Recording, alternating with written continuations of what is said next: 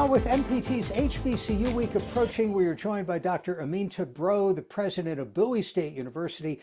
Dr. Breaux, it's always great to have you on the program, and I know we're coming up on your favorite time of the year, right? Oh, yes, it is, Jeff. It's great to see you again, and thanks for having me on. I'm very excited about the opening of another academic year. We're getting underway, preparing for Move-In Day, which starts on August 19th and continues on for that entire week, leading up to the first day of classes on August 26th. So if any of your viewers are preparing to come to BSU, please make sure that you arrive on time, and we're looking forward to welcoming our new students and returning students back to the campus. What's your message for new students? I can faintly remember that time in my life, and there's a lot going on. There's a lot going on, and I say embrace change because this generation is living in a remarkable time. When you look at the change of technology, there's so much changing in our nation, around the world. We're in this global economy, and there's a great amount of opportunity out here. When I look at the types of positions that are being created for soon-to-be graduates, I'm excited about the future for this generation of learners coming to the campus. Artificial intelligence, need I say more? Artificial intelligence is reshaping every industry, every business, but that also creates new opportunities for these students. And Bowie State University has focused on entrepreneurship as one of the hallmarks of our educational model. So we have an entrepreneurship living learning community for students to come in, embrace change, think about how they can create an entrepreneurial mindset before they graduate. But if they want to create a new product, a new business, we have the supports to help them with that. So I say embrace change and the transformation that's happening in their everyday lives. One of my colleagues did a story at your campus a year ago on some of the phenomenal internship opportunities that your students have in artificial intelligence and robotics and computer science. And those opportunities don't just happen. You and your colleagues are going out to make them happen. Why is that an important component of the whole educational package? Well, I believe it starts with helping employers understand the excellence that we have here on the campus. We have a strength in the STEM areas, number one, in science, technology, engineering, and math. And these are the areas that are growing. There's such a huge need for students to major in these areas and then graduate and go into these exciting fields, including artificial intelligence, computer security, computer technology, computer science, MIS, data analytics. These are strength areas for Bowie State University. And so the students need to know we don't just wait for the employers, but we go out and we advocate and we market and brand so that the employers think about Bowie State University.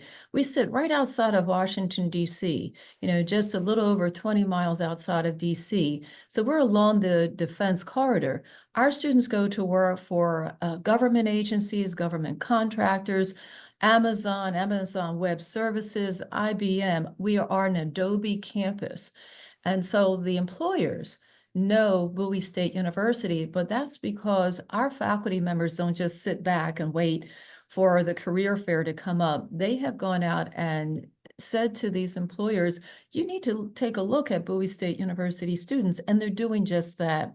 I have to give kudos to our department chair in computer science that was featured on, national news about the internship opportunity she created for her students. And that came with her just reaching out saying, you need to take a look at the students at BSU. And they did just that. So our students are going on to work across the nation, around the world. You never know where you might find a BSU student and graduate working in an internship or then when they graduate. Because they're working these fields that are growing and very much aligned with the workforce programs that we have here.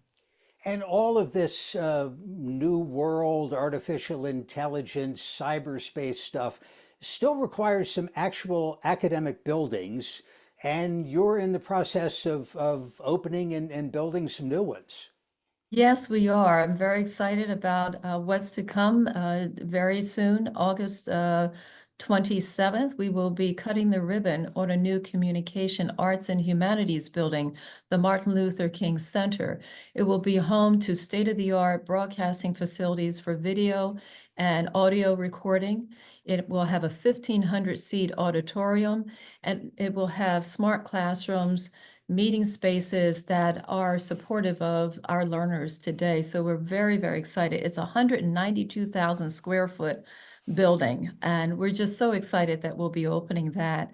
And then our enrollment continues to climb. We have high demand from across the nation, around the world. We're recruiting students from 30 states, 37 foreign countries, and that requires that we continue to build new residence halls for those students to live here.